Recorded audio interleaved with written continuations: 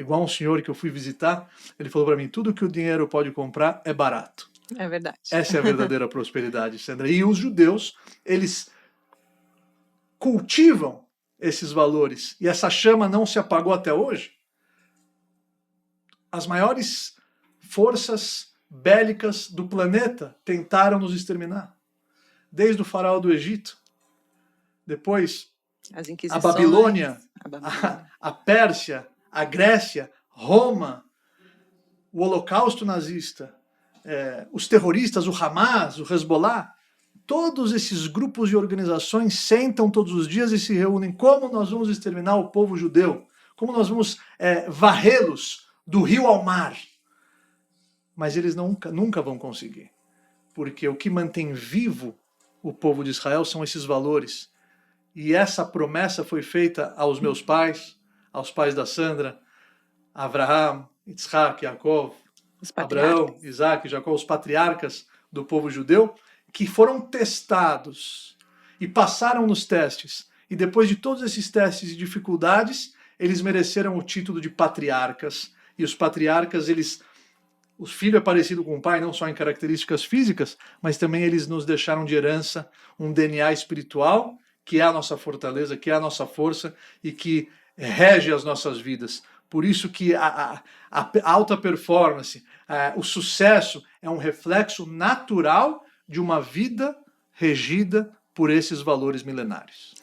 E a prosperidade, concorda? Sim, super. E a prosperidade no judaísmo também não é algo negativo, é algo positivo. Exatamente. Mesmo que você tenha o bastante para prover para você, para sua família, para a comunidade local, é algo que é muito bem visto, porque tem gente que tem essa coisa, né, de não, eu tenho vergonha de ser rico, não, eu já tenho dinheiro suficiente, não preciso mais, mas não é bem assim, porque por mais que você tenha suficiente para você, você pode continuar produzindo riqueza para distribuir, né? O judaísmo não condena o sucesso material, pelo contrário.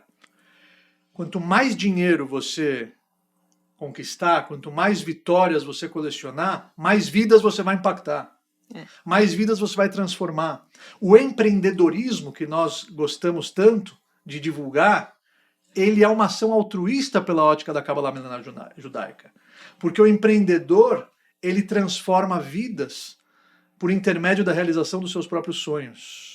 O empreendedor, ele vincula os seus empreendimentos a causas nobres e dessa maneira ele expande os seus negócios e esses negócios agora transcendem qualquer tipo de receita e faturamento. Igual o seu Eli Horn uma vez me falou brilhantemente, um dos meus mentores e que está por detrás de todo o Olami, todos os 320 centros jovens espalhados pelo mundo, focados em direcionar a juventude judaica em prol de uma vida de valores e que o Olami Faria Lima, o Instituto Rav Sani, ele tem vários projetos, mas dentro do Instituto Rav Sani você tem o Olami na Faria Lima, direcionando esses jovens que trabalham, que estudam naquela região, em prol de uma vida de valores, resgatando a identidade judaica nos seus corações. Bonito. O seu Eli Horn, ele várias vezes falou que ele é sócio, sabe quem é o sócio dele? Deus. Então, se ele é meu sócio, então a empresa, ela é um meio para que eu possa praticar essa filantropia que hoje ele representa na minha visão, hoje ele é a filantropia personificada. É verdade. E tem gente que... Eu tive a oportunidade de entrevistar o Sr. Eli Horn também aqui no Papo Íntimo, que foi um papo muito inspirador, como você pode imaginar. E ele é maravilhoso. Os conceitos de tzedakah, né, da justiça social dele são muito elevados. Sim, ele vive o que ele fala. Ele é um exemplo de tudo que ele fala. E ele participa de cada instituição que ele contribui, ele participa de verdade, ele não é só dar o dinheiro, né? Ele vive aquilo. Ele, com muita paixão e com muito amor, ele respira isso. E ele tem um respeito da sociedade, assim, incrível. Inspirou outros grandes empresários a seguirem o seu rumo? Grandes empresários, pequenos empresários, ele inspira todo mundo. Todos. Mas uma coisa que eu percebi depois que essa entrevista foi ao ar é que tem gente que tem raiva de pessoas muito ricas, que tem um tipo de preconceito. Não, isso não é justiça social. Por mais que ele doou 60%, não sei o valor exato, em vida do seu patrimônio. Imagina, um bilionário que doou a maior parte do seu patrimônio acumulado em vida para instituições de caridade e faz um trabalho incrível. E mesmo assim tem gente que não se conforma com isso, que acha que isso é um privilégio, por mais que ele tenha feito do zero, ele tenha adquirido com honra, com mérito, com ética. Tem gente que acha que isso é uma injustiça e que bilionários e gente muito rica não deveria existir.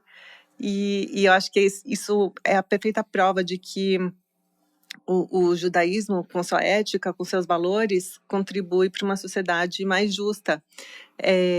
Dando oportunidade a todos os seres humanos colaborarem uns com os outros. Exato. O pobre, ele está colaborando mais com o rico do que o rico com o pobre.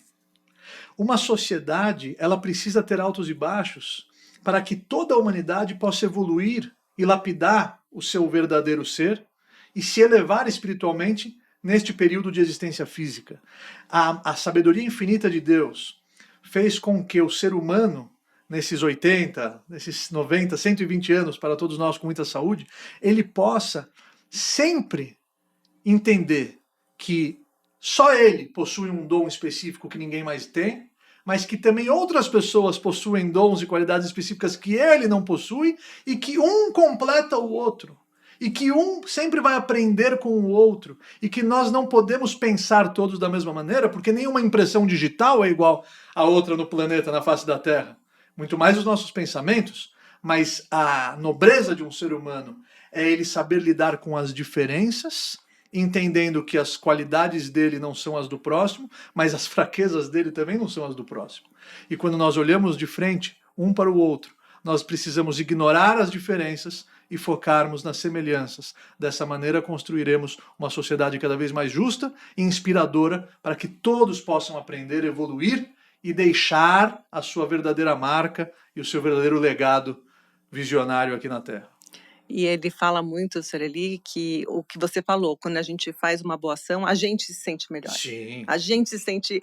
A outra pessoa, com certeza, muda a vida dela, mas a gente tem esse sentimento de gratidão. E o que é importante também, se não tivesse os dois lados, também não íamos ter esse sentimento. E também, de pessoas que geram riqueza, saem grandes inovações que transformam a sociedade. Sim. Se não tivesse... Que revolucionam a sociedade. E é a iniciativa individual que faz isso, né? Sim. Esse é o papel dos empresários, empreendedores. Sim. Senão a gente não estaria aqui, quem inventou esse microfone não ia Exato, existir, né? exato. Se fosse tudo muito igual, se não tivessem essas discrepâncias, quem criou o nosso celular e, enfim, todas as tecnologias que a gente tem hoje, não iam existir, não é? O rei Davi, ele foi um dos maiores reis do planeta e também um dos nossos Super principais... inovador, né? Inovador, e também foi muito questionado, foi perseguido, foi ridicularizado, mas ele manteve a sua personalidade, ele manteve a sua essência. E eu sempre costumo falar que, normalmente, um testamento de um rei para o príncipe, né, para o seu futuro sucessor, ele tem que ter muitas informações, né? No mínimo um livro de testamento, para ele passar todas as informações, para ele passar todos os conselhos. E o testamento do rei Davi para o rei Salomão, sabe quantas páginas tinha? Uma linha. Qual que era? Vehazakta vehaita leish. Se fortifique e seja um ish.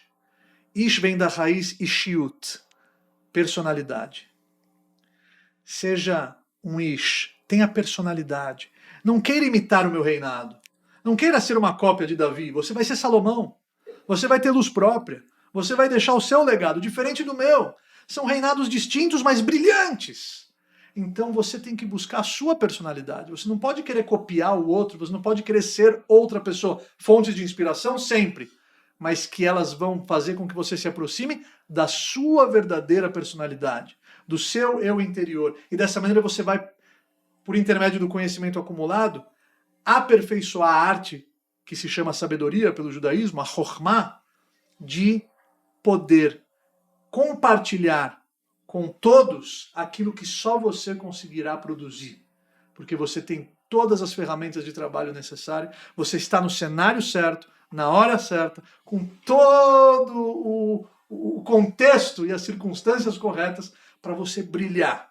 E brilhar significa nunca sofrer, e sim não deixar esse desconforto se transformar num sofrimento sem fim. Fazer com que os desconfortos te impulsionem, fazer com que os desconfortos te ensinem, fazer com que qualquer situação da sua vida, seja ela alegre ou dolorosa, seja positiva. E isso é uma arte que deve ser aperfeiçoada. Tem muitas pessoas que não entendem, porque não estão alimentando a sua alma, assim como alimentam o seu corpo. Tem muitas pessoas que criticam, ele doou em vida e estão criticando. Infelizmente, a ignorância, ela é responsável pela tristeza. Ela é responsável por tudo que existe de negativo, né? de maligno dentro da sociedade. Por isso que a educação ela é a chave, não só para a paz, mas para tudo na vida. Todas as nossas conquistas. Tudo você vai conseguir realizar de uma maneira muito mais leve e suave por intermédio da educação e da comunicação positiva. E a gente falou antes de liderança, você estava falando sobre os conceitos de liderança, do exemplo, da importância do exemplo, né, de um líder para a sua comunidade, para a sua família. Vital. E no judaísmo a gente tem muitas tradições, né? Verdade. A gente falou de kashrut, né, de todas as regras relacionadas à alimentação, mas tem muitas outras regras e muitas outras festividades, comemorações que são fundamentais para unir a família. Sim. Né? Sim. Como você vê a importância dessas tradições para a preservação do judaísmo? Uma vez, num congresso, um membro chegou para mim e falou: Rabino, eu sou judeu de coração. Sou judeu de coração, eu gosto muito do seu trabalho, eu gosto muito da maneira como você se comunica, da maneira que você dissemina o judaísmo para a comunidade e também para a sociedade como um todo, igual você falou. Mas eu sou judeu de coração, eu não preciso praticar. Eu estou feliz com o meu judaísmo aqui no coração. Eu falei: olha, o judaísmo tem 613 preceitos. Se você colocar tudo no seu coração, você vai infartar. A questão é a seguinte: a sabedoria infinita, o boss lá em cima, o Criador, ele desenhou esse mapa, um manual de instruções para uma vida feliz, uma vida significativa, se baseando nesses preceitos, se baseando nessas vivências, nessas tradições. Então é impossível você chegar do outro lado do labirinto sem a prática. No judaísmo você não pode esperar o sentimento aparecer para cumpri-lo, para vivenciá-lo, não. É praticando que o sentimento vai aparecer, ao contrário. O sentimento ele vai vir depois da prática, depois da vivência. Eu não estou falando para do dia para a noite você já imediatamente praticar o judaísmo que eu pratico. Calma, você pode levar um tempo, mas não se esquecendo de evoluir a cada dia, não se esquecendo de acrescentar um tijolinho a cada dia nesse grande arranha-céu que você tem todo o potencial para se transformar. O judaísmo hoje, na vida de um judeu, ele tem que se transformar numa segunda natureza. Não tem que ser um peso. Muitas pessoas falam: você não pode comer, porque eu frequento vários lugares. Dentro da nossa liderança, nós precisamos frequentar alguns momentos de congresso, alguns momentos de eventos, algumas solenidades, e nem sempre a pessoa tem a sensibilidade de preparar uma comida kasher para o rabino. E eu estou lá sentado lá: você não pode comer. Falei: eu posso não comer. Sim, é uma diferente. Opção. É uma opção. Eu posso não comer. Você consegue não comer? Então veja só como é o prisma, inclusive os textos da Torá, você pode enxergar ele por diferentes prismas. O mesmo texto você enxerga de uma maneira específica com 19 anos, aí você vai ter 30, você vai enxergar diferente. Você vai ser mãe, você vai enxergar a mesma passagem diferente. Você vai ser avó, você vai enxergar totalmente diferente. Por isso que o estudo é infinito, né? É infinito. Porque a gente lê a mesma luz que você pode extrair daquele mesmo texto que nós lemos e relemos, mas ele nunca vai se transformar num texto monótono. Ela é infinita, por isso que um ser humano jamais poderia ter escrito essa Torá, porque ela é divina, ela é infinita, ela está repleta de ensinamentos e que nunca será possível alguém falar: eu acabei a Torá, eu não preciso mais estudar, igual uma ciência que você termina os 5 anos, coloca o diploma na parede e nunca mais abre o livro. A Torá não é uma ciência.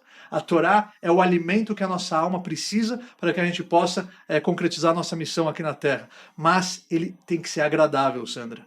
O próprio rei Davi escreve: Derachea dar rei Noam. Os seus caminhos são agradáveis. o Magid Miduvna, que foi um grande palestrante na Europa, uma vez ele materializou esse conceito por intermédio de uma parábola. Naquela época o Uber era carroça.